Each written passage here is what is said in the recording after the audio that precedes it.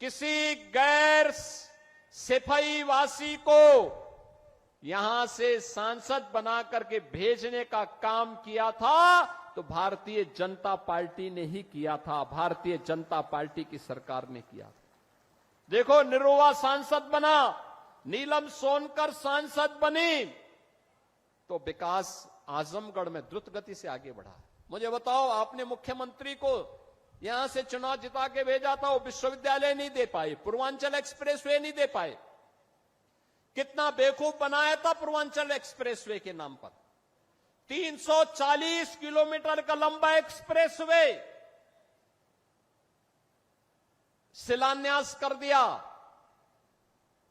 Alignment भी नहीं पता, और जमीन एक भी इंच नहीं खरीदी। जब 6 महीने के बाद 17 में मैं आया, मैंने कहा भी क्या हुआ, क्या प्रोग्रेस है? कहा साहब जीरो। मैंने कहा क्यों जीरो है? कहा साहब जमीन ही नहीं तो एक्सप्रेसवे बनेगा कहां पे? मैंने कहा फिर ये टेंडर कैसे हो गए? टेंडर कर दिए गए थे 15,200 करोड़ के। एक्सप्रेसवे की चौड़ाई थी मात्र 110 मीटर। मैंने तब उस समय के जो नए सीओ बनाए गए थे यूपीडा के, सिवनीश अवस्थी जी से कहा, मैंने कहा अवस्थी जी एक काम करिए, यह 110 नहीं अब 120 मीटर चौड़ा होना चाहिए। बाई चांस हमें इस एक्सप्रेसवे के साथ जब हम high speed, semi high speed train का संचालन भी करेंगे तो उसके लिए हमें जमीन चाहिए होगी, तो एक साथ हम उसके साथ एक्सप्रेसवे के साथ उसको भी दौड़ा सकें। जमीन खरीदिए, इसको पुराने टेंडर को कैंसिल करिए और फिर इस कार्य को आगे बढ़ाइए। आप सोचिए, वे 110 मीटर चौड़ा 2016 में 15,200 करोड़ रुपए में बना रहे थे।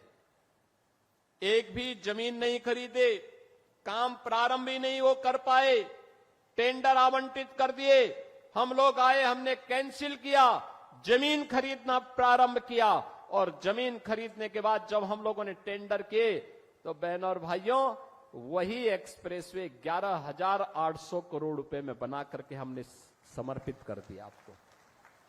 ये 3,000 4,000 करोड़ रुपए की जो डकैती डाल रही थे, कौन डाल रहे थे? ये वही लोग हैं जो आज आपको गुमराह करने के लिए फिर से ईमानदारी का चेहरा दिखाने के लिए आपके पास आएंगे। तब तो इन्होंने पूर्वांचल एक्सप्रेसवे नहीं बनाया, महाराज सोहेलदेव के नाम पे विश्वविद्यालय नहीं बनाया, वे विकास नहीं करते थे, वे तो मुंबई की डी कंपनी को पालते थे, डी कंपनी को, दाऊद गिरोह को पालते थे, पार्टनरशिप करते थे, उनके साथ मिलकर के बंदर बांट करते थे, सुरक्षा में सेंध लगाते थे। कोई आतंकी वारदात होती थी, बदनाम आजमगढ़ होता था, पहचान का संकट मेरे इन नौजवानों के सामने आता था। आज तो ऐसा नहीं है।